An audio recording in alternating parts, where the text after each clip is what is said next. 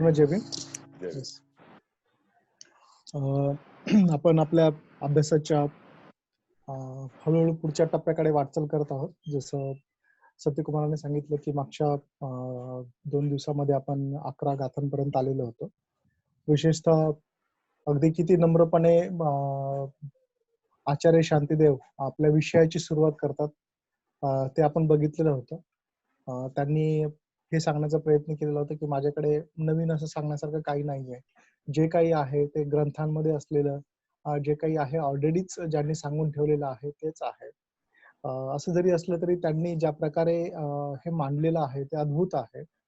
पण त्यांची नम्रता मात्र आपण अनुभवलेली होती. विशेषतः आपण आपल्याबद्दल विचार करण्याचा प्रयत्न करत होतो की आपण तशा अर्थाने मग नम्र आहोत का? आणि नंतर मग आपण हे पाहण्याचा प्रयत्न केला की म्हणजे ह्या ग्रंथाचा मूळ विषयच बोधिचित्त आहे, बोधिसत्व आहे. आणि बोधिचित्त मग हे कसं कल्याणकारी आहे, कसं फायद्याचं आहे, किती ते महत्वाचं आहे, त्याचे फायदे, त्याचे गुणवैशिष्ट्य जणू काही आपण शिकायला सुरुवात केलेली आहे. आणि मागच्या आठवड्यामध्ये अगदी ह्या महत्वपूर्ण गाथेला आपण पाहिलेलं होतं की हे असं कसलं रसायन जन्माला आलेलं आहे, हे असं कसलं रसायन आहे की जे अप्रबुद्ध माणसाला प्रबुद्ध माणसामध्ये बदलून टाकतं. सर्वसामान्य माणसाचं असामान्य माणसामध्ये रूपांतर करतं. मागच्या आठवड्यात मी सांगितलं होतं की अल्केमिस्ट असायचे जे सर्वसाधारण धातूला मौल्यवान धातूमध्ये बदलून टाकायचे. म्हणजे एक प्रकारचे रसायनशास्त्रीच असायचे ते की जे जुन्या काळामध्ये सर्वसाधारण धातूचं मौल्यवान धातूमध्ये रूपांतर करायचे. त्याला इंग्रजीमध्ये अल्केमिस्ट म्हटलं जायचं. अगदी तशाच प्रकारची ही हा अल्केमिस्ट नवीन प्रकारचा अल्केमिस्ट बोधिचित्ताच्या रूपानं उत्पन्न झालेला आहे की जो सर्वसाधारण माणसाचं बुद्धत्व रूपी मनुष्यामध्ये रूपांतर करून टाकत असतो. आणि अशा प्रकारे जसं एक म्हणूया आपण नाही का जसं ते निर्माण होतं तसं त्याची जी प्रतिमा आहे ती अतिशय अमूल्य अशी प्रतिमा बनून जाते. बुद्ध रत्नरूपी प्रतिमा खऱ्या अर्थाने ती बनून जात असते. म्हणजे बुद्धरूपी रत्न जे आहे तशासारखी प्रतिमा खरं तर माणसाची बनवून ते टाकतं. आध्यात्मिक जीवनाविषयी बऱ्याचदा आपण तेवढा विचार नाही करत की आध्यात्मिक जीवनामध्ये एवढी ताकद आहे की सर्वसामान्य मनुष्याचं आपण असामान्य मनुष्य बनू शकतो. वास्तविक पाहता तत्वाच्या अर्थाने कितीतरी प्रवचनांमध्ये आपण ऐकलेलं असतं की आपण याच जन्मामध्ये बुद्ध बनू शकतो नाही का. याच जन्मामध्ये बुद्धत्वाची अवस्था प्राप्त करू शकतो. परंतु तत्वतः जरी हे ऐकलेलं असलं तरी आपल्याला विश्वास ठेवायला कठीण वाटतं. असं वाटतं की हे आपल्यासाठी नाही का. असेल खरं पण हे कदाचित माझ्यासाठी असणार नाही. असलं जरी खरं आणि भूतकाळातील लोकांना बुद्धत्व प्राप्त झालेली आहे. लोक अरहंत अवस्थेपर्यंत पोहोचलेले आहेत. म्हणजे बुद्धाच्याच अवस्थेपर्यंत पोहोचलेले आहेत. बुद्धाच्या शिकवणीनुसार चालून बुद्धाची शिकवण ग्रहण करून बुद्धाला एकदा ऐकून नाही का श्रोतापन्न अवस्थेपर्यंत लोक पोहोचलेली आहेत. अरहंत अवस्थेपर्यंत लोक पोहोचलेली आहेत. हा इतिहास आहे बुद्ध धर्माचा आणि तो आपल्याला पण माहिती आहे आणि बौद्धिक अर्थाने पण तो आपल्याला माहिती आहे. पण आपल्या बाबतीत जेव्हा विचार करण्याची वेळ येते तेव्हा आपल्याला कुठंतरी नकळत वाटतं की नाही थोडासा चांगला माणूस झालो तेवढं पुरेसं आहे नाही का. आहे त्या अवस्थेपेक्षा थोडा बेटर अवस्थेला जरी आलो तरी पुरेसं आहे. आणि आता सध्या चांगलं आहे ना कारण धर्मजीवनामुळे मग मी आता सगळं जुनं सोडलेलं आहे. भांडणं सुटलेली आहेत. बऱ्यापैकी लोभ कमी झालेला आहे. आता वाईटाची संगती पण सुटलेली आहे आणि आपण त्याच्यामध्ये आनंदी असतो खरं तर नाही का. आनंद घेण्याचा प्रयत्न करतो. पण बऱ्याचदा पॉइंट आपण खरं तर मिस करतो की हे धम्मजीवनच असं चित्त निर्माण करण्यासाठी आहे की ज्या चित्ताच्या माध्यमातून आपण बुद्धरूपी रत्न निर्माण करू शकतो. आपण स्वतः होऊ शकतो आणि त्या योगे म्हणजे सगळ्यांच्या आदरास पात्र बनू शकतो. सगळ्यांच्या एक प्रकार असं म्हणूया की येस ज्याला लोक ज्याच्याकडे लोक बघू शकतील, ज्याचा आदर्श घेऊ शकतील अशा प्रकारचा व्यक्ती सुद्धा आपण बनू शकतो. या गोष्टीकडे आपण विचार करत नाही. खरं तर अर्थात कुणाचा तरी आदर्श बनावा म्हणून आपण प्रयत्न करत नाही. तर मुळात आपण स्वतः जे काही अप्रबुद्ध आहोत त्याचं रूपांतर प्रबुद्ध माणसामध्ये बनवण्याचा प्रयत्न करतो. आणि या अर्थाने सुद्धा आपण धम्मजीवनाला पाहिलं पाहिजे.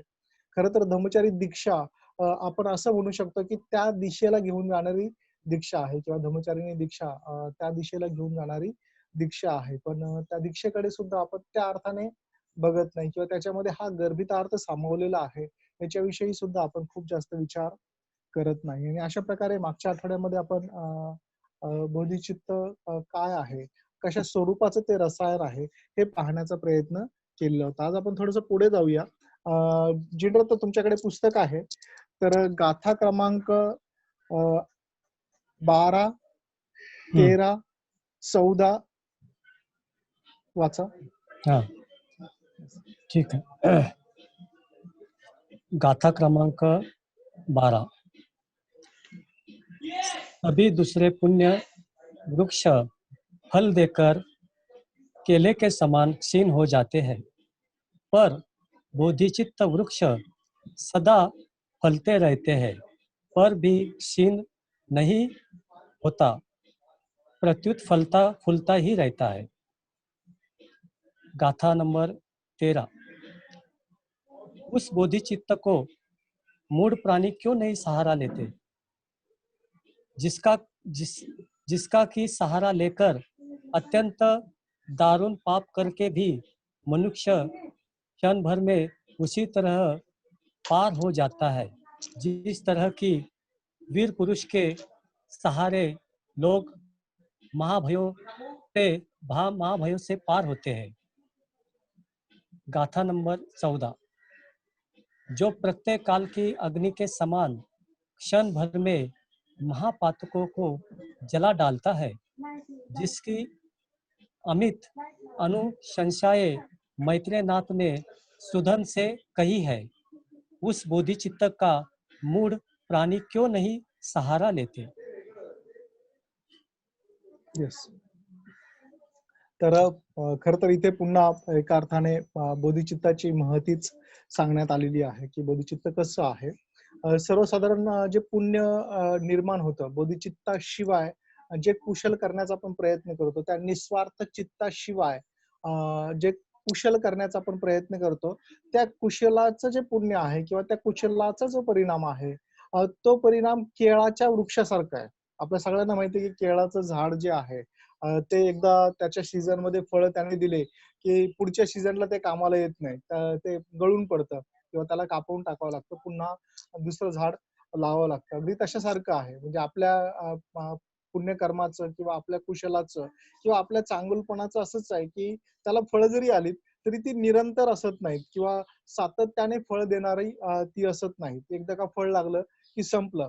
परंतु बोधिचित्त जिथे निर्माण होतं तिथे मात्र ते पुण्य आहे ते सातत्याने प्रत्युत विकसितच होत राहतं, वाढतच राहतं. त्याच्यामध्ये कमी येत नाही.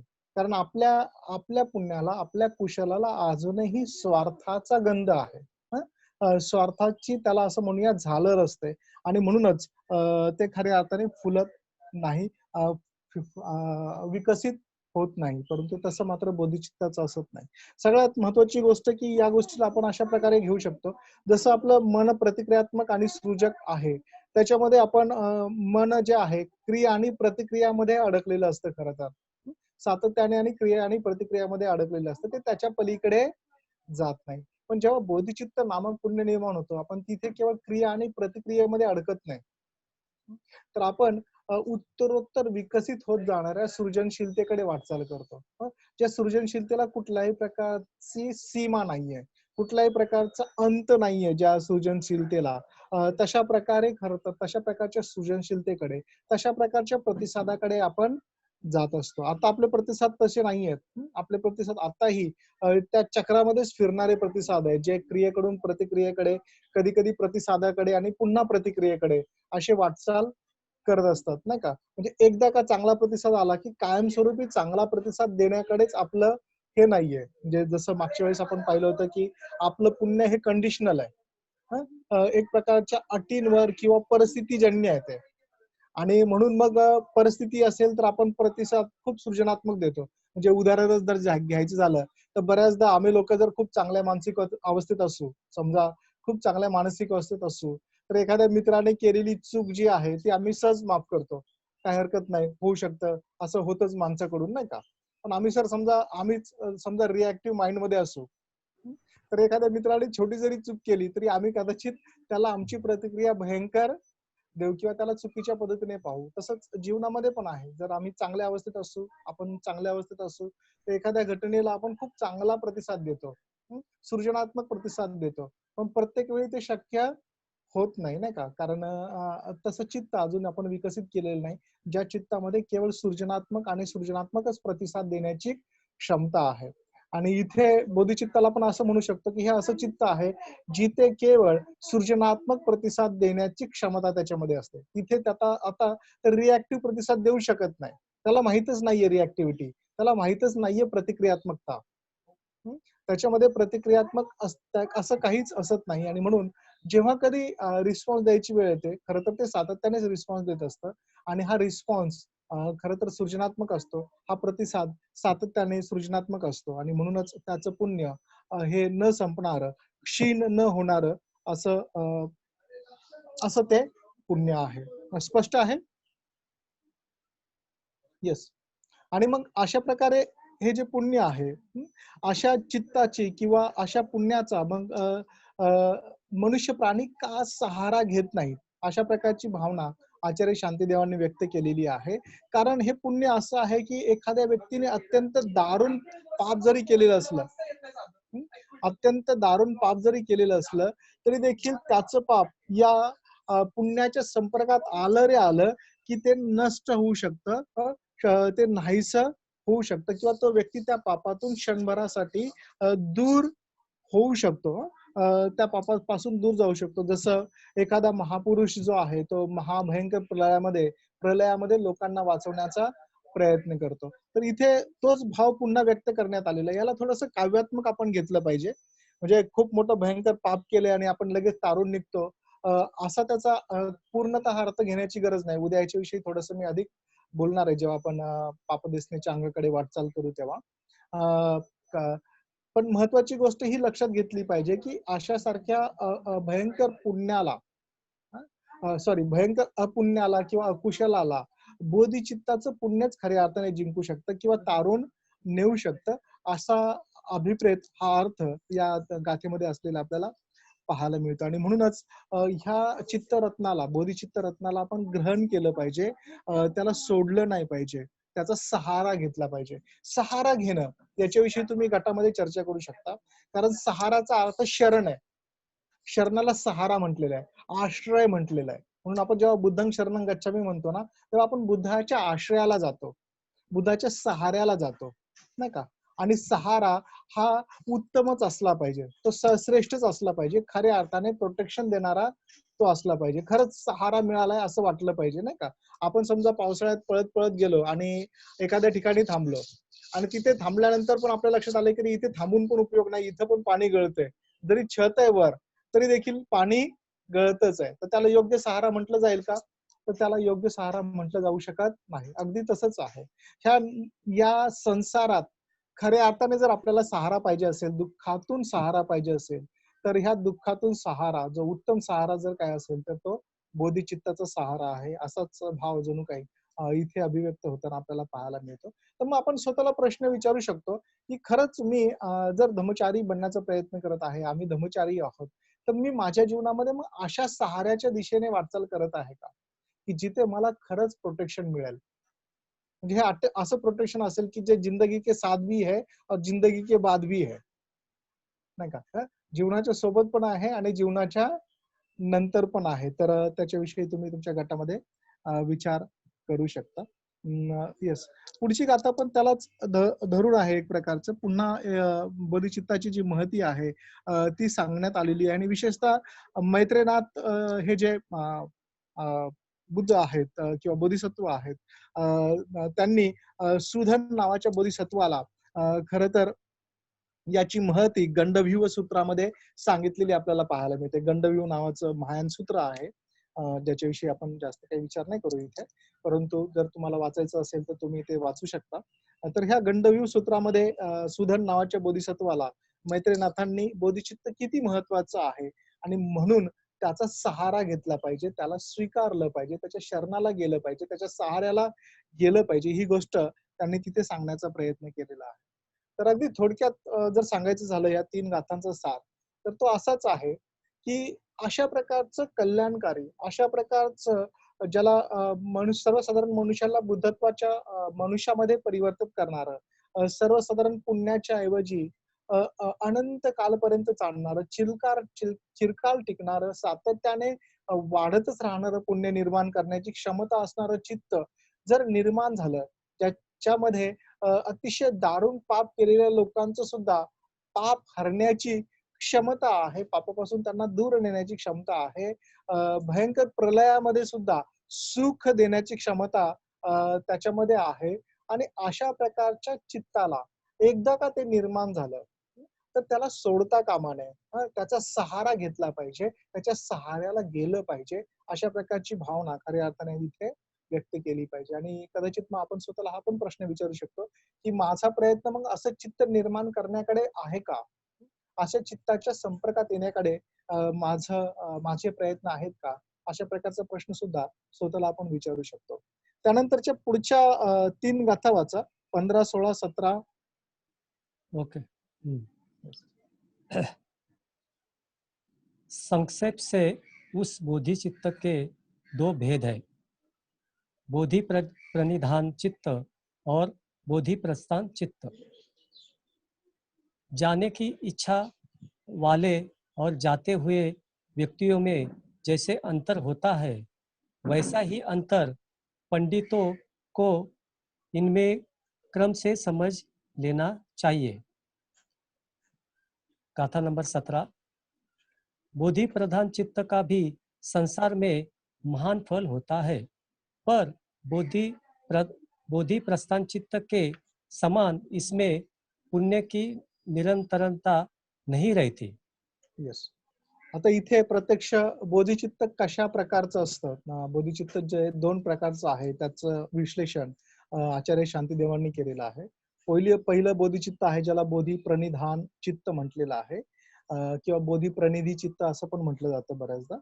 तर बोधी प्रणिधान चित्त आणि दुसरं जे आहे ते बोधी प्रस्थान चित्त, असा भेद खऱ्या अर्थाने केलेला आहे.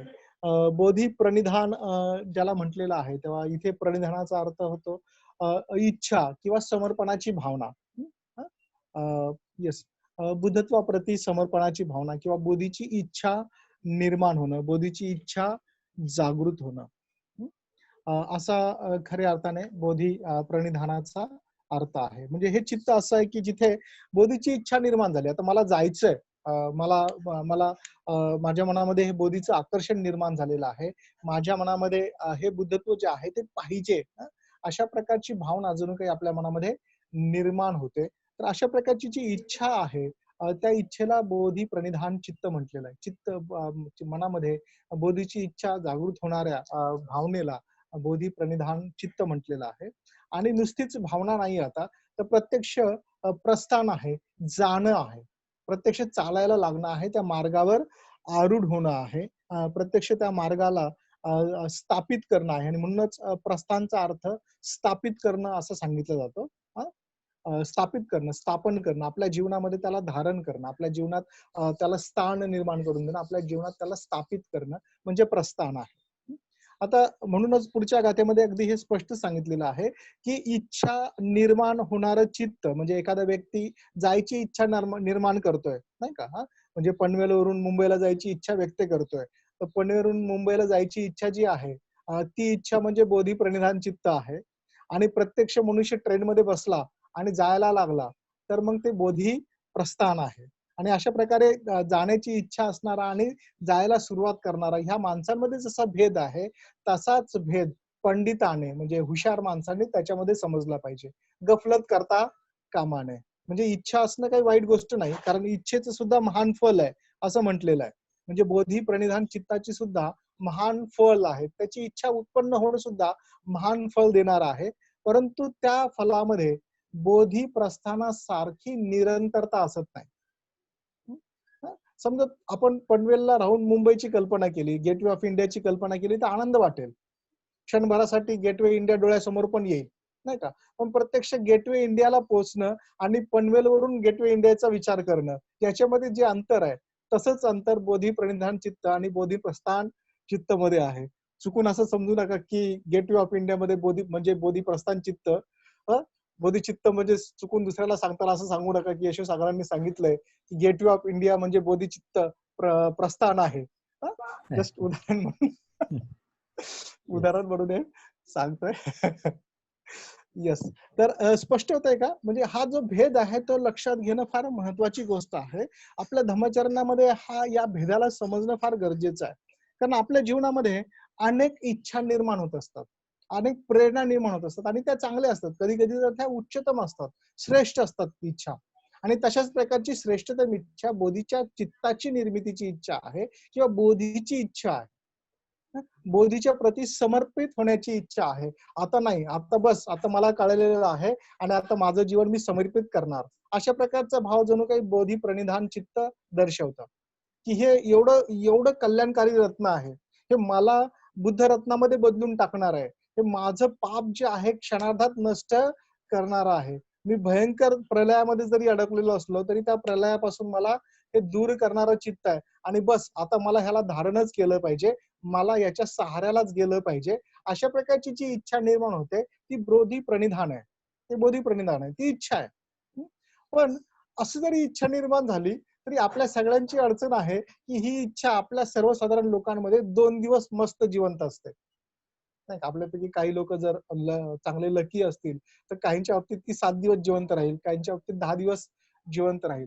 मात्र ती त्याच्यापेक्षा जास्त जिवंत आपल्याकडे राहत नाही. आपण त्या मार्गाने खऱ्या अर्थाने प्रस्थान करत नाही. आपल्या अनेक इच्छा अशाच आहेत, की ज्या निर्माण होतात आणि विरून जातात. त्या मार्गावर आपण खऱ्या अर्थाने आरूढ होत नाही. त्या मार्गावर चालत नाही आणि म्हणूनच आपल्या स्वतःला हा प्रश्न विचारणं गरजेचं आहे, की अशा माझ्या कितीतरी इच्छा आहेत, निर्माण होतात, दररोज निर्माण होतात, नाही का?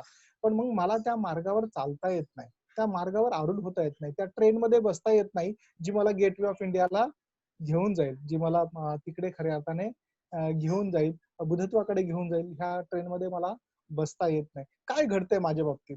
माझ्या इच्छांचं आणि माझ्या चालण्याचं अंतर कशामुळे पडतंय? हा प्रश्न कदाचित तुम्ही तुमच्या गटामध्ये चर्चेला आणू शकता. की कोणत्या-कोणत्या इच्छा मी आतापर्यंत निर्माण केलेल्या आहेत, विशेषतः धर्मजीवनाला धरून मी बोलतोय, नाही का? कोणत्या-कोणत्या इच्छा माझ्या मनामध्ये निर्माण झालेल्या आहेत आणि मग त्या इच्छांकडे जाण्यासाठी अ, माझे पावलं कशामुळे पडलेली नाहीयेत? का मला ती ट्रेन धरता आलेली नाहीये? याचा सुद्धा तुम्ही सखोलतेने विचार करू शकता. खरं तर हा अतिशय महत्वाचा भेद आहे. ज्याला भंतेंनी आर्याष्टांगिक मार्गामध्ये फार सुंदर सांगितलेलं आहे, नाही का? जरी दर्शन झालेलं असलं, तरी त्या दर्शनाला आपल्याला आपल्या व्यवहारात उतरवता येत नाही. कारण त्या दर्शनाला अनुसरून, त्या दर्शनाला सपोर्ट करणाऱ्या भावना खऱ्या अर्थाने आपल्याला बदलवता येत नाहीत, नाही का? तशा अर्थाने खऱ्या अर्थाने आपल्याला बदलवता येत नाही. आणि म्हणूनच दर्शनाचा मार्ग अगदी छोटा आहे, नाही का? दर्शनाचा मार्ग अ, छोटा आहे आणि भावनांचा मार्ग मोठा आहे. ही गोष्ट आपण आर्य मार्गामध्ये शिकलेलो आहोत. परिवर्तनाचा मार्ग मोठा आहे, चालण्याचा मार्ग मोठा आहे. आणि अशा प्रकारचा भेद जणू काही आचार्य शांतीदेव इथे सांगताना आपल्याला पाहायला मिळतात. बोधी प्रणिधान चित्त म्हणजे बोधीची इच्छा जागृत झालेलं चित्त. बोधी किती महत्वाची आहे, हे चित्त किती महत्वाचं आहे, हे समजून त्या चित्ताच्या प्रती समर्पणाची जी भावना आहे, ते म्हणजे बोधी प्रणिधान आहे. परंतु नुसतंच समर्पणाची भावना उपयोगाची नाहीये, तर पूर्णपणे समर्पण असणं गरजेचं आहे. पूर्णपणे स्वतःला झोकून देणं गरजेचं आहे. आणि या अर्थाने आपण त्याच्याकडे पाहिलं पाहिजे. कदाचित असं म्हटलं जातं, की बोधिचित्ताची जी इच्छा आहे, ती निर्माण झाल्यानंतर आपल्याला काही चांगल्या गोष्टी लाभतील पण. हं. आनंद लाभेल, आनंदी जीवन पण लाभेल. कारण आपण सर्वसाधारण लोकांपेक्षा वेगळ्या प्रकारच्या चित्ताची अपेक्षा केलेली आहे, नाही का? त्याच्यामुळे त्याचं जे कुशल कर्म आहे, त्याच्यातून आपल्याला आनंद मिळेल पण. हं. पण खरं तर त्याच्यातून मिळणारा आनंद आपल्याला पार नेऊ शकत नाही, पलीकडे नेऊ शकत नाही. थोडंसं जर अधिक सखोल भाषेत बोलायचं झालं, तुम्ही जी.एफ.आरचे मित्र आहात म्हणून या भाषेत बोलायला काही हरकत नाही. कदाचित अ, बोधीची जी इच्छा आहे किंवा बोधीच्या प्रतीच्या समर्पणाची जी इच्छा आहे, ती जागृत झाल्याने कदाचित आपल्याला चांगला जन्म लाभण्याकडे आपली वाटचाल होईल. चांगला जन्म लाभण्याकडे आपली वाटचाल होईल. पण बोधिचित्ताकडे प्रस्थान केल्याने जे निर्वाण मिळणार आहे, हं, जे निर्वाण मिळणार आहे त्याने आपण नुसतं चांगला जन्म लाभ आपल्या हातात येणार नाहीये, तर ह्या जन्मावरच आपण विजय मिळवणार आहोत.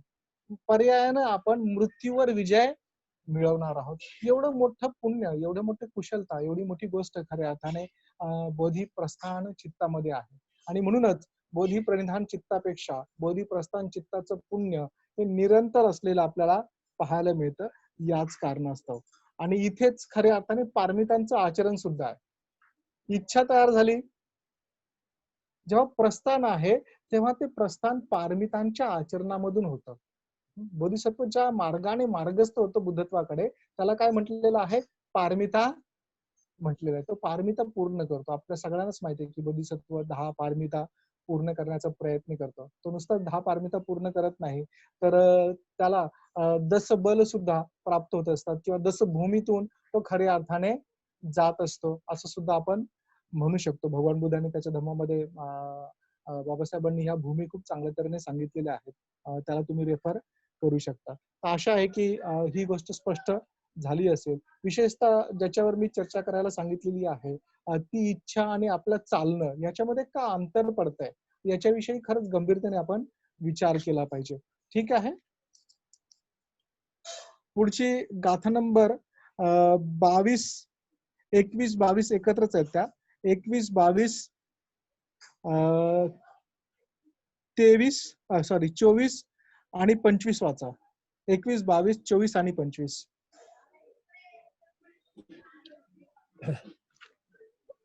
गाथा नंबर 21-22। हाँ, 21, 22, 24 आणि 25.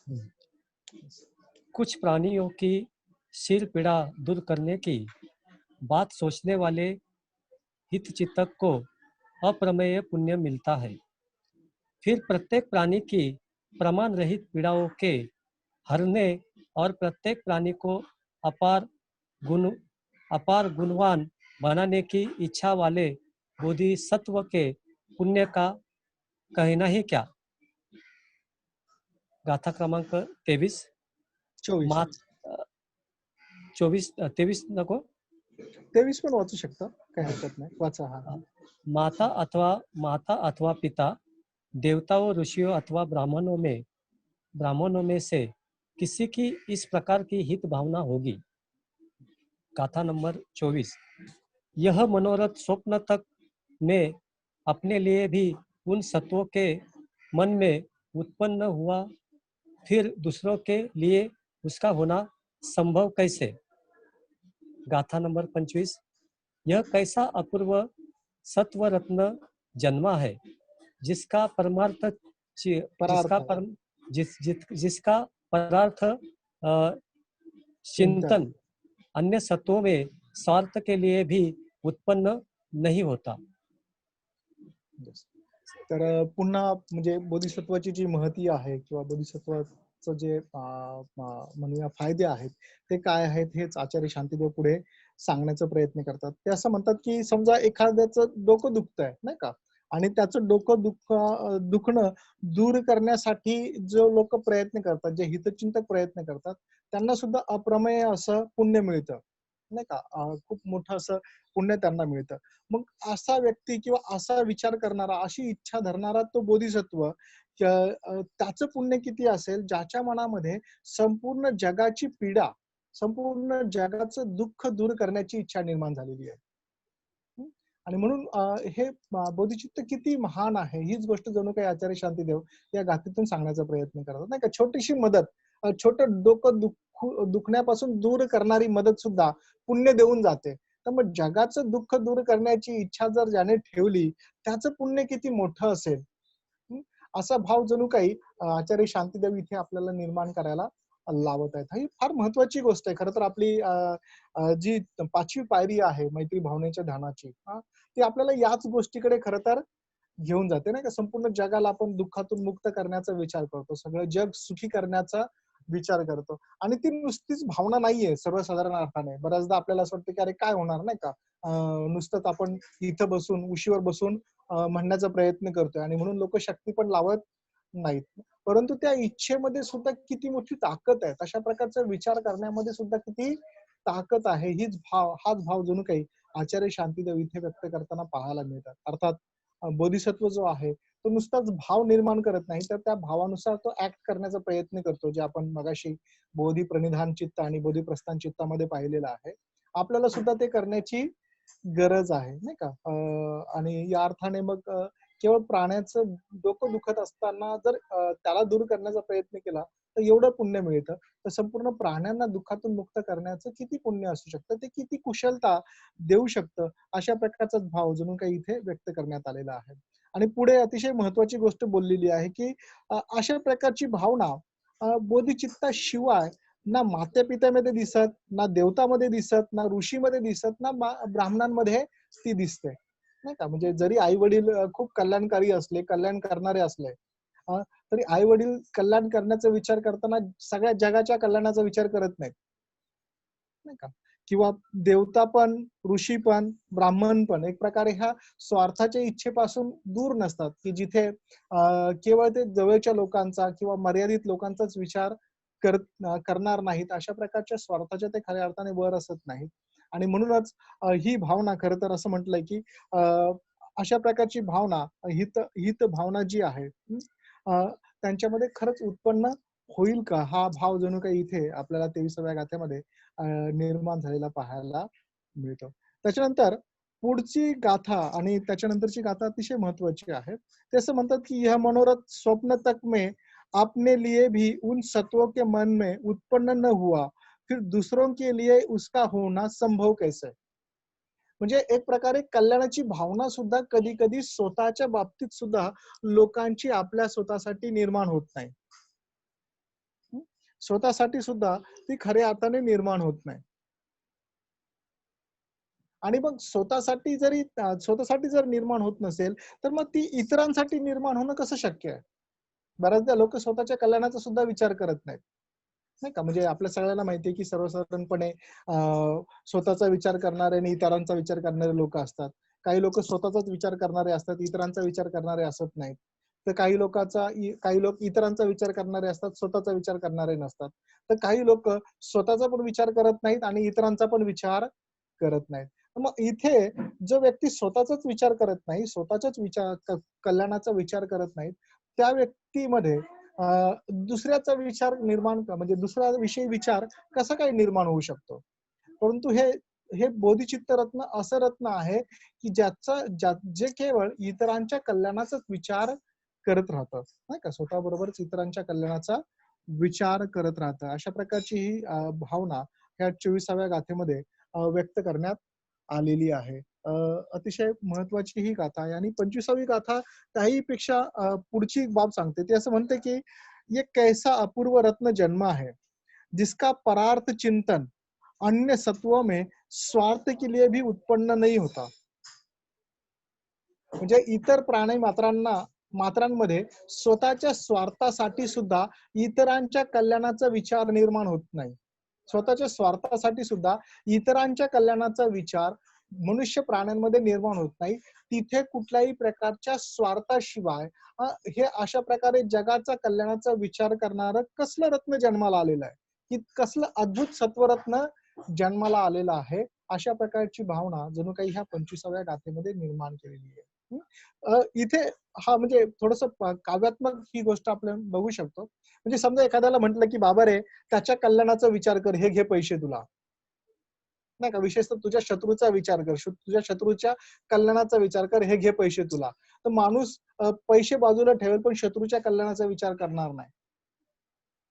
म्हणजे ज्याला त्याच्यातून स्वार्थ साधता येऊ शकतो, अशा स्वार्थाला पूर्ण करण्यासाठी सुद्धा मनुष्य इतरांच्या कल्याणाचा विचार करत नाही. कारण मनुष्य नेहमीच ईर्ष्येने पेटलेला आहे. ईर्ष्येने भरलेला असतो, स्वार्थाने भरलेला असतो आणि अशा प्रकारे अ, अ, ईर्ष्येने पेटलेले असल्यामुळे, द्वेषाने पेटलेला असल्यामुळे तो स्वार्थासाठी सुद्धा इतरांच्या कल्याणाचा विचार करू शकत नाही.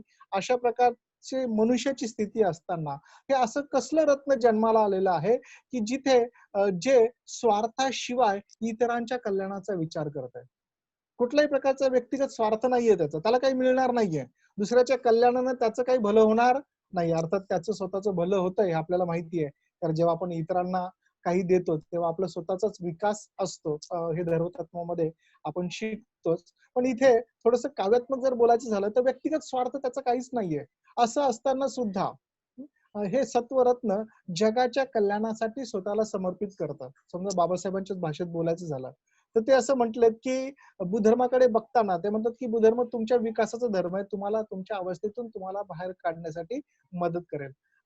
माझ्या बाबतीत बोलायचं झालं म्हणजे विशेषतः ते भौतिक सुखाच्या बाबतीत बोलतात लोकांच्या आणि ते म्हणतात माझ्या बाबतीत बोलायचं झालं तर मला ही भौतिक सुख वेगळी म्हणजे त्याच्यासाठी काही करण्याची खरं तर गरज नाहीये. पण तुम्हाला मात्र त्याच्यासाठी काही ना काही करण्याची गरज आहे. आणि स्वार्थासाठी तरी तुम्ही बुद्धधर्माचा विचार करा, अशा प्रकारची जणू काही भावना बाबासाहेबांनी व्यक्त केलेली आहे. ऐहिक सुखासाठी बुद्धधर्माचा तुम्ही विचार करा, अशा प्रकारची भावना जणू काही त्यांनी 1936च्या भाषणामध्ये बोलून दाखवलेली आहे. तुमच्या ऐहिक सुखासाठी तुम्ही बुद्धधर्माचा विचार केला पाहिजे. पण लोक ऐहिक सुखासाठी सुद्धा बुद्धधर्माचा विचार करत नाहीत. ज्याच्यातून भौतिक संसार सुखाचा होणार आहे, असं असताना सुद्धा ते त्याचा विचार करत नाही. इथे मात्र बोधिचित्ताला स्वतःच संसार सुखाचं करण्याची आशा नाहीये. त्याला इतर कुठल्या गोष्टीची खऱ्या अर्थाने आशा नाहीये. असं असताना सुद्धा तो जगाचा कल्याण करण्याचं, जगाचा कल्याण, जगाला दुःखातून मुक्त करण्याचा प्रयत्न करतो आणि त्या अर्थाने हे अतिशय अपूर्व असं सत्वरत्न जन्मलेलं आहे. ही गोष्ट आचार्य शांतीदेवांना इथे सांगायची आहे. आणि खरंच अद्भुत आहे ॲक्चुअली अशा प्रकारचा विचार येणं नाही का? आपण स्वतःविषयी कदाचित स्वतःला प्रश्न विचारू शकतो, की काय माझ्या मनामध्ये इतरांच्या कल्याणाचा विचार स्वार्थरहित असतो का? स्वार्थाला सोडून मी इतरांच्या कल्याणाचा विचार करतो का? असा सुद्धा प्रश्न आपण कदाचित स्वतःला विचारू शकतो. ठीक आहे, स्पष्ट आहे? जाऊया आपण पुढे. येस.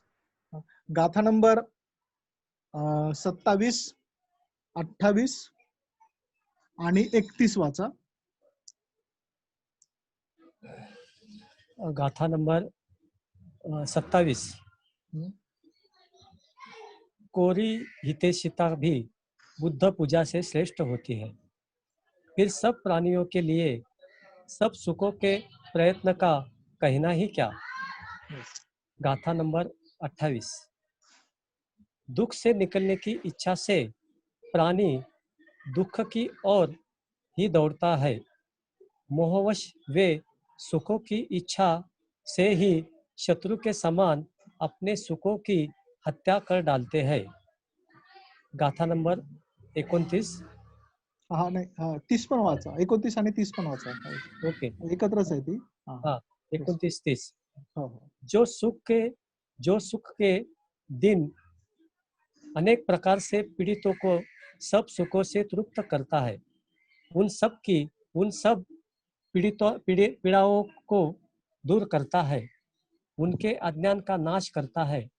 भला उसके समान साधु कहाँ होगा, उसके समान मित्र कहाँ होगा, अथवा उसके समान पुण्य कहाँ होगा। 31. गाथा नंबर 31। जो उपकार करने पर प्रत्युपकार करता है उसकी भी प्रशंसा होती है।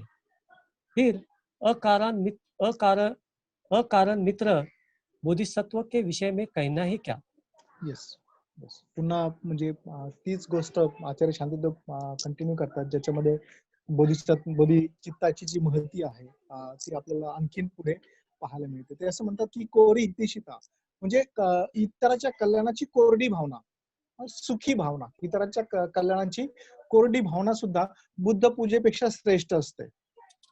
आणि मग अशा प्रकारे जर ती बुद्ध पूजेपेक्षा श्रेष्ठ असेल तर मग सर्व प्राणी मात्रांच्या कल्याणाच्या सुखाचा विचार करण्यासाठी प्रयत्न करणं, त्या प्रयत्नांना काय म्हणावं मग, त्या प्रयत्नांना कसं पाहावं, त्या प्रयत्नांना काय म्हणावं, अशा स्वरूपाची ती भावना आहे. खर तर जो कोरडा भाव आहे नाही का, म्हणजे कधी कधी जसं मगाशी मी म्हणालो की मैत्री भावनेमध्ये बऱ्याचदा कोरडेपणा जाणवतो आपल्याला, ओलावा जाणवत नाही का, ह्याचं कल्याण हो, तो सुखी हो. मग शत्रूच्या वेळेस तर आणखीन शुष्क झालेलो असतो आपण, तरी देखील आपण म्हणतो मनामध्ये की ह्याचं कल्याण हो, दुःखातून मुक्त हो, याला बुद्धत्व प्राप्त हो नाही का. आणि खूप काही वाटत नाही त्याच्याविषयी आपल्याला, पण ही कोरडी भावना सुद्धा अगदी ज्याच्यामध्ये ओलावा नाहीये, त्याच्यामध्ये काही करण्याचा तुम्ही प्रयत्न नाही करत, उठून प्रत्यक्ष जाऊन शत्रूला कदाचित मदत करत नाही, परंतु ही कोरडी हितेशिता, कोरडी भावना, हितचिंतनाची भावना सुद्धा बुद्ध पूजेपेक्षा श्रेष्ठ असते. पुन्हा इथे उपमा अलंकार आपण बघू शकतो. नाही का, बुद्ध पूजेपेक्षा श्रेष्ठ आहे. म्हणजे बुद्धाची तुम्ही पूजा करताय, बुद्धाची तुम्ही भक्ती करण्याचा प्रयत्न करताय. परंतु त्या भक्तियुक्त शब्दांपेक्षा, भक्तियुक्त पूजेपेक्षाही एखाद्याच्या कल्याणाची कोरडी भावना सुद्धा श्रेष्ठ आहे. मग अशा प्रकारे जर कोरडी भावना श्रेष्ठ असेल, तर एखादा मनुष्य त्या व्यक्तीला दुःखातून दूर करण्यासाठी, त्याला सुख देण्यासाठी प्रत्यक्ष जर प्रयत्न करेल, तर त्या भावनेला काय म्हणावं मग? त्या प्रयत्नांना काय म्हणावं मग? अशा स्वरूपाचे जणू काही भावना त्यांनी व्यक्त केलेली आहे. हां. अ, अ, खरंच म्हणजे बोधिचित्ता किती कल्याणकारी आहे, किती महान आहे, हीच गोष्ट याच्यामध्ये आपल्याला पाहायला मिळते. आणि म्हणूनच हा जो भाव आहे ना, भाव जरी कोरडा असला तरी तो असणं गरजेचं आहे. हं. कधी-कधी लोकं असं म्हणतात, की नुसत्या कोरड्या भावानं काय होत नाही. नाही हम्म, का? पण तो कोरडा भाव जर तो निर्माण जरी झाला नाही, तर मग भावच जर निर्माण नाही झाला, भलेही तो सुरुवातीला कोरडा असेल, पण भावच जर निर्माण नाही झाला, तर त्याला ओला करणार कसं? हां, आलं का लक्षात? जर तो भावच निर्माण नाही झाला, तर त्याला ओला करता येणार नाही. पण तो जर निर्माण झाला, तर त्याला ओला करण्याचे पूर्ण चान्सेस आहेत आपल्याकडे. आणि त्याला ओला प्रत्यक्ष आपण कृतीतून करू शकतो. आणि जो व्यक्ती मग त्याला अशा प्रकारे कृतीतून ओला करायला सुरुवात करतो, त्याच्या प्रयत्नांचं कहना क्या? येस. त्याच्या प्रयत्नांना काय म्हणावं? त्याचा प्रयत्न किती श्रेष्ठ असतील, अशी जणू काही भावना तिथे व्यक्त करण्यात आलेली आहे. त्यानंतर पुढची गाथा आणखीन महत्त्वाची गोष्ट सांगते, की हे सगळं जगच जे आहे, ह्या सगळ्या जगातल्या लोकांना दुःखातून दूर होण्याची इच्छा आहे. सगळ्या जगातल्याच लोकांना, कुणालाही दुःख नकोय. हं. असं कोणीच नाही, की ज्याला दुःख पाहिजे. प्रत्येकाला दुःख नकोय. पण अडचण अशी आहे, की दुःख दूर करण्याच्या नादात, सुखाकडे जाण्याच्या नादात, सुखाच्या इच्छेने अ, अज्ञानवश किंवा मोहवश मनुष्य दुःखाकडेच वाटचाल करत असतो आणि आपल्या सुखाची, एखाद्या शत्रूसारखंच आपल्या सुखाची तो हत्या करत असतो. एखादा शत्रू जसा आपल्या सुखाची हत्या करतो, अगदी तसंच आपल्या सुखाची आपण हत्या करत असतो. हे फार गंभीर वाक्य आहे खरं तर. तुम्ही याच्याविषयी विचार करू शकता, की आपण सुखाकडे वाटचाल करत असताना आपणच आपल्या सुखाची कशी काय हत्या करतो? नाही का? म्हणजे सुखाची तरी इच्छा आहे. दुःखापासून तर दूर जायचंय. पण दुःखाकडे वाटचाल करत असल्याने, अज्ञानात असल्याने, मोहवश असल्याने आपण आपल्या सुखाचीच हत्या करतो. म्हणजे काय? तुमच्या गटामध्ये याच्याविषयी खरंच चांगला विचार करू शकतो. अ, मातृचेटाचे जे कवनं आहेत, ती जर कदाचित तुम्ही अभ्यासली असतील किंवा वाचली असतील, तर त्यातलं एक सुंदर असं कवन आहे, जे मला खूप प्रभावित करतं. त्याच्यामध्ये मातृचेट असं म्हणतात, की प्रपाताच्या कडेलोटावर उभ्या असणाऱ्यांसाठी, प्रपाताच्या कडेलोटावर उभ्या असणाऱ्यांसाठी तू कडेलोट न बनू देणारी, होऊ देणारी तटबंदी बनलास. बुद्धाबद्दल त्यांनी म्हटलेलं आहे. बुद्धाची प्रशंसेमध्ये त्यांनी ही कवनं रचलेली आहेत मातृचेटाने. तर प्रपाताच्या कडेलोटावर उभ्या असणाऱ्यांसाठी तू कडेलोट न होऊ देणारी तटबंदी बनलास. आता प्रपाताच्या कडेलोटावर कोण उभं राहिलेलं आहे? मनुष्य स्वतः प्रपाताच्या कडेलोटावर येऊन उभं राहतो. तुम्ही जर भाज्याला आलेला असाल, तर भाज्याला आपल्या शिबिर केंद्राच्या मागे 2 किल्ले आहेत. एक विसापूर आहे आणि दुसरा लोहगड आहे. आणि लोहगडाचा तो सुळका दिसतो. कडेलोट करणारा सुळका दिसतो ॲक्चुअली असा, म्हणजे फार निमुळता असा तो कडेलोट आहे. कडेलोटाचा सुळका आहे. तिथे जायचं ना, कधी जर चुकून तुम्ही गेला असाल, तर फारच निमुळती अशी पायवाट आहे. पण अनेक तरुण मुलं फार कसरत करत त्या कडेलोटापर्यंत जाऊन पोहोचतात. हे बघण्यासाठी, की जुन्या काळात कडेलोट कसा केला असेल. हं. आणि ते तिथं पोहोचतात याची चिंता न करता, की आपण पण पडू शकतो आणि खरंच तिथून पडू शकतो मनुष्य. कारण आम्ही जेव्हा तरुण होतो खूप अगोदर, मी 92-93 ची गोष्ट सांगत आहे तुम्हाला. तेव्हा शिबिर असताना आम्ही कधी-कधी गेलेलो आहोत तिथे. तर तिथे जाताना भयंकर परिस्थिती असते. कधी पण मनुष्य पडू शकतो. अशाच प्रकारे आपण सुखाच्या दिशेने वाटचाल करत असताना, कारण लोकांना सुख वाटतं ना, तिथे पोहोचलं पाहिजे. समजा कोणी जर सीनियर व्यक्ती या मुलांसोबत असेल, तो सांगतो, की "अरे जाऊ नका, अडचणीत याल." तर मुलांना काय वाटत असतं, की नाही तिथे सुख आहे. तिथे गेलं तर चांगलं वाटेल मला. आणि ह्या इच्छेखातर ते त्याला उतरण्याचा प्रयत्न, तिथे चढण्याचा आणि उतरण्याचा प्रयत्न करतात. आणि अशा प्रकारच्या अवस्थेला पोहोचतात, जिथून कडेलोट होऊ शकतो. आपल्या जीवनात पण असंच आहे. सुखाच्या मागे लागून दुःखापासून दूर होण्याच्या इच्छेने, अज्ञानवश आपण त्या गोष्टींना स्वीकारण्याचा प्रयत्न करतो, ज्या गोष्टी आपल्या सुखाचीच हत्या करतात. तर मग आपल्या बाबतीत काय घडतंय याच्याविषयी तुम्ही विचार करू शकता. याच्याविषयी खऱ्या अर्थाने चर्चा करू शकता, चिंतन करू शकता.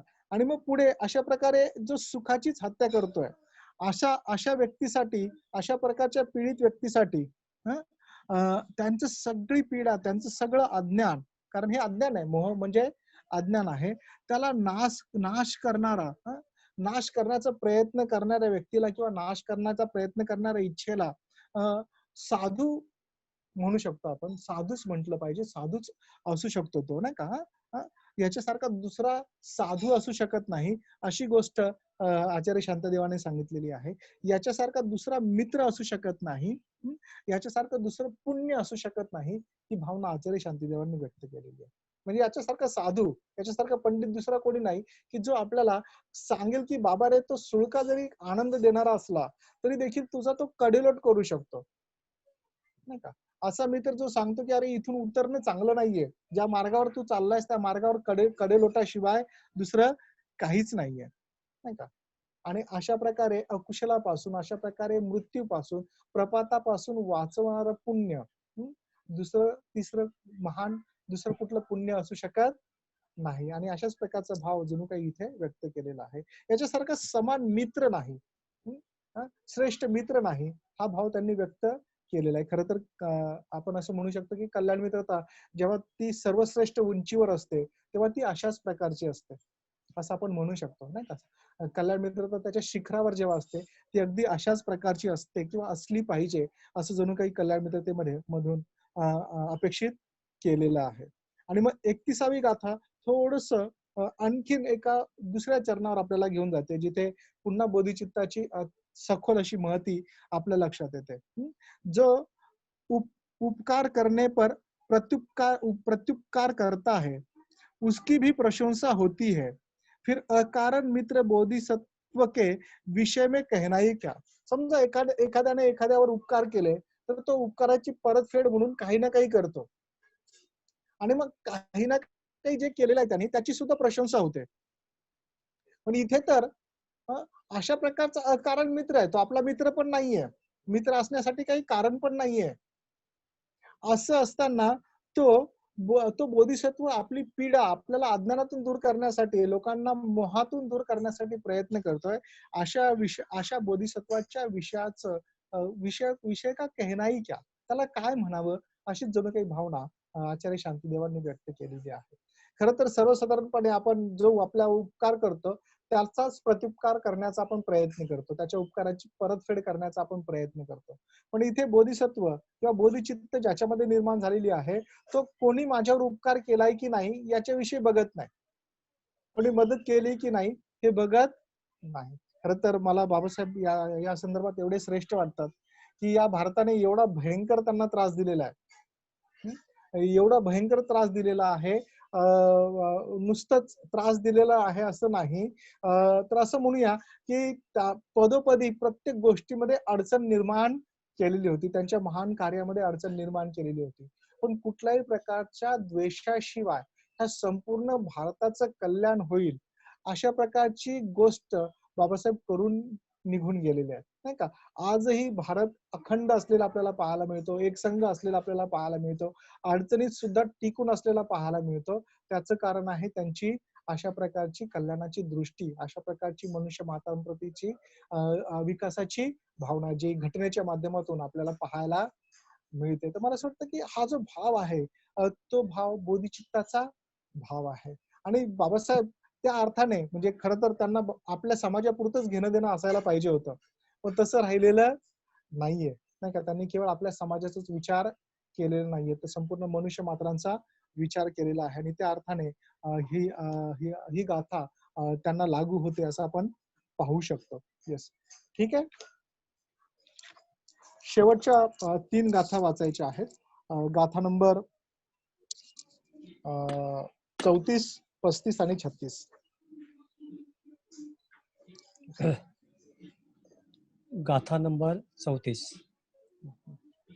इस तरह के दान पति बुद्ध पुत्र के प्रति जो अपने मन में पाप की बात सोचता है, उसे उतने कल्प तक नरक में रहना पड़ता है, जितने क्षण तक कि उसके हृदय में पाप का विचार उठता रहता है। गाथा नंबर 35। पर जिसके मन में श्रद्धा होती है उसे और भी अधिक फल होता है। बलवत्तर पाप के कारण ही बुद्ध पुत्रों के प्रति को कुकृत कुकृत कर बैठता है। उनके प्रति सुकृत सहज ही होता है। गाथा नंबर 36। जिनमें यह श्रेष्ठ बोधिचित्त रत्न उत्पन्न हुआ है उनके शरीरों को प्रणाम करता हूँ। जिनके प्रति किया गया अपकार भी सुख देता है उन सुख के आकारों आकारों की शरण जाता हूँ। आक्रोंकी, यस। आकारों थैंक की यू। अच्छा आक्रोंकी, आक्रोंकी आकारों शरण की जाता अच्छा हूं. Yes. ठीक आहे. थँक्यू. इथे म्हणजे अशा प्रकारचं जे बोधिचित्त आहे जे श्रेष्ठ आहे, आतापर्यंत आपण बघितलं की बोधिचित्त किती श्रेष्ठ आहे, कशा कशा प्रकारचा लाभ बोधिचित्त देऊ शकतं, सर्वसामान्य माणसापासून असामान्य माणसापर्यंत नेऊ शकतं. ते कुठल्याही प्रकारे स्वार्थाशिवाय जगाच्या कल्याणासाठीच हे समर्पित बोधिचित्त आहे. आणि मग अशा प्रकारचं बोधिचित्त ज्यांच्यामध्ये जन्मलेलं आहे, त्या बुद्ध पुत्रांच्या प्रती जे लोक मनात पाप आणतात, जे लोक मनामध्ये अकुशल आणतात, नाही का, ते लोक तोपर्यंत नरकामध्ये पडून राहतात जोपर्यंत त्यांच्या मनामध्ये हे पाप राहतं. अशा प्रकारचा अकुशल विचार राहतो. आता याला आपण थोडंसं काव्यात्मक घेतलं पाहिजे, नाही का. खरं तर याचा अर्थ असा आहे की ही फारच भयंकर गोष्ट होईल की अशा प्रकारच्या पुण्यवान गोष्टीच्या, अशा प्रकारच्या कुशल गोष्टीच्या विरोधात, अशा प्रकारच्या चांगल्या गोष्टीच्या विरोधात एखाद्याच्या मनामध्ये वाईट भाव निर्माण होईल. पुढची गाथा जणू काही तेच सांगते की खरं तर श्रद्धेने अशा प्रकारच्या बोधिचित्ताच्या प्रती श्रद्धाच निर्माण होते आणि ती श्रद्धा अधिकाधिक त्याच्यातून अधिकाधिक फळच प्राप्त होतं.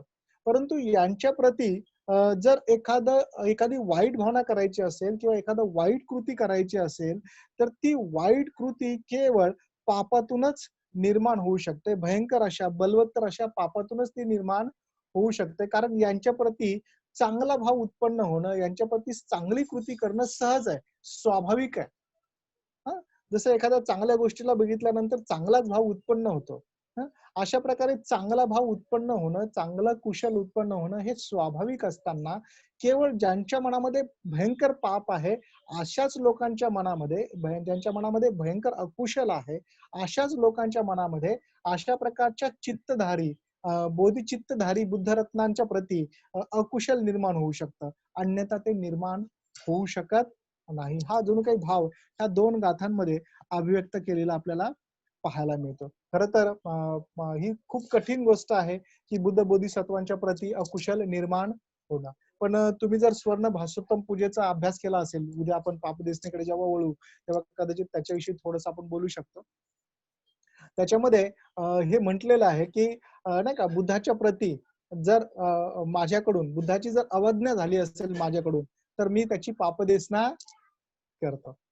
नाही का, कधी कधी आपल्याकडून बुद्धाची अशा प्रकारच्या बोधिसत्वांची अवज्ञा होऊ शकते. कळत नकळत आपण बुद्धांची अवज्ञा करू शकतो, बुद्धपुत्रांची अवज्ञा करू शकतो. तर ती अवज्ञा आपल्याकडून कशी होते याच्याविषयी सुद्धा तुम्ही तुमच्या गटामध्ये विचार करू शकता. बुद्धाची अवज्ञा करणं म्हणजे काय आहे. खरं तर बुद्धाची अवज्ञा करण्यासाठी किंवा त्यांच्याबद्दल अकुशल विचार करण्यासाठी भयंकर मानसिक अवस्थेची गरज असते. आणि तसं जर झालं तर तोपर्यंत त्याला नरकात राहायचं आहे, जोपर्यंत तो भाव त्याच्या मनामध्ये आहे. खरं तर याला आपण म्हणजे जसं मी म्हणालो की थोडंसं आपण काव्यात्मक घेतलं पाहिजे. नरक अवस्था म्हणजे पीडेची अवस्था आहे, वेदनेची अवस्था आहे. बुद्धाबद्दल अकुशल चिंतून आपण आनंदी राहू शकत नाही, असं त्याचा खऱ्या अर्थाने अर्थ आहे, नाही का. एक प्रकारे वेदनेच्याच अवस्थेमध्ये आपण राहत असतो, वेदनेच्याच अवस्थेमध्ये आपण राहत असतो. आणि मग अशा प्रकारे भावना जी आहे आचार्य शांतीदेव इथे व्यक्त करण्याचा प्रयत्न करतात. आणि म्हणूनच आपण बुद्धाविषयी किंवा बुद्धपुत्राविषयी अकुशल विचार करू शकत नाही, त्यांच्याविषयी अकल्याणाचा विचार करू शकत नाही. कारण शेवटची गाथा मग त्याचं कारण सांगते. कारण हे अशा प्रकारचं श्रेष्ठ बोधिचित्त रत्न आहे. अशा प्रकारच्या बोधिचित्त रत्नाला मी खऱ्या अर्थाने प्रणाम करतो, त्यांच्या शरीराला प्रणाम करतो. कारण त्यांच्याबद्दल केलेला अपकार सुद्धा सुख देतो. मग खूपच महत्वाची गाथा आहे ही खरं तर. म्हणजे थोडंसं असं म्हणूया की हे पण थोडंसं काव्यात्मक घेऊया आपण. खरं तर इथे बुद्धाला त्रास देण्याचा प्रयत्न केला किंवा बुद्धाबद्दल अकुशल जरी केलं, हं, तरी देखील बुद्ध आपलं नुकसान व्हावं याचा विचार करत नाहीत किंवा आपल्याला तशा प्रकारे त्रास देत नाहीत. त्या अर्थाने हं, त्यांच्याविषयी केलेला अपकार पण आपल्यासाठी सुखकारक आहे. कारण त्याचं म्हणजे काय म्हणता त्याला त्याचा त्याची प्रतिक्रिया किंवा त्याचा प्रतिसाद हा आपल्या दुःखात होत नाही. म्हणजे व्यक्तिगत स्वरूपात ही भावना नरकात घेऊन जाणारी आहे. जे आपण पहिल्या गाथेमध्ये बघितलेलं आहे. याच्या अगोदरच्या गाथेमध्ये बघितलेलं आहे. तरी देखील बुद्ध किंवा बोधिसत्व आपलं नुकसान व्हावं, आपण नरकात खितपत पडावं, अशा भावनेने त्याच्याकडे बघत नाही. जस्ट म्हणजे आपण पाहिलेलं आहे, की बऱ्याचदा आपल्याला कथा आपण ऐकलेल्या आहेत, की एखादा श्रेष्ठ व्यक्ती असेल नाही का, खूप महान मनुष्य आहे, अ, आणि त्याच्याबद्दल जर कोणी काहीतरी करण्याचा प्रयत्न केला, तर त्याच्या मनात सुद्धा बदला घेण्याचा भाव येतो. इथल्या तथाकथित ज्याला काय म्हणूया, संस्कृतीमध्ये काही कथा आपल्याला अशा पण पाहायला मिळतात, की जिथे एखाद्याने जर त्रास दिलेला असेल अशा प्रकारच्या श्रेष्ठ व्यक्तिमत्वाला, तर त्याने बदला घेण्यासाठी त्याला त्रास दिलेला आहे, त्याला धडा शिकवलेला आहे आणि मग त्याने माफी मागितल्यानंतर मग त्याला त्या शापातून मुक्त केलेलं आहे. अशा प्रकारच्या स्टोरीज कितीतरी आपण खऱ्या अर्थाने ऐकतो, नाही का? पण इथे मात्र तसं असत नाही. बुद्धाच्या बद्दल अपकार जरी केला, ह्या बोधिचित्त रत्नाच्या प्रती अपकार जरी केला, तरी त्याच्यातून दुःख येत नाही. हं. तो दुःख आपल्याला देत नाहीत. अर्थात आपणच आपल्या त्या कृतीमुळे, आपल्या त्या अकुशलामुळे नरकामध्ये पडत असतो आणि म्हणूनच अशा प्रकारे अपकार करून सुद्धा सुख देणाऱ्या ह्या सुखांच्या आकारांना मी शरण जातो. ह्या आकारांना म्हणजे ह्या सुखाच्या व्यक्तित्वाला मी खऱ्या अर्थाने शरण जात आहे. मी यांना त्यासाठी खऱ्या अर्थाने शरण जात आहे. अशी अंतिम ही गाथा आहे आणि अशा प्रकारे बोधिचित्ताची महती जणू काही पहिल्या प्रकरणामध्ये आचार्य शांतीदेवांनी अभिव्यक्त केलेली आपल्याला पाहायला मिळते. बोधिचित्तानुसंशय ह्या प्रकरणामध्ये आपल्याला पाहायला मिळते. तर आशा करूया की आज बऱ्यापैकी चांगलं स्पष्ट झालं असेल. थांबूया आपण इथे. धन्यवाद. Thank you very much.